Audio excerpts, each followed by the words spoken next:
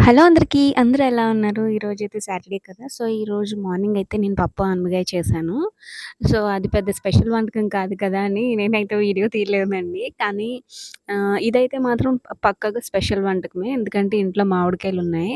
అలాగే వర్షం కూడా పడింది కదా! అని చెప్పేసి ఆ మామిడికాయలనైతే స్క్రేప్ చేసేసి నేను మిక్సీ జార్‌లో వేసుకొని ఉప్పు, కారం, వెల్లుల్లి, జీలకర్ర వేసైతే పేస్ట్ పట్టేసాను. పేస్ట్ పట్టిన దాన్నయితే నేనైతే పోపు పెట్టేసాను. జీలకర్ర, ఆవాలు ఇవన్నీ వేసి పోపయితే పెట్టేసానండి. కానీ నిజంగా ఎలా వస్తుందో ఏంటో అనుకున్నాను. యూట్యూబ్‌లో ఎలాంటి వంటకం చూసినా ఒక్కొక్కసారి ఫెయిల్ అయిపోతూ ఉంటాయి. బట్ ఇదైతే సక్సెస్ అయిందండి.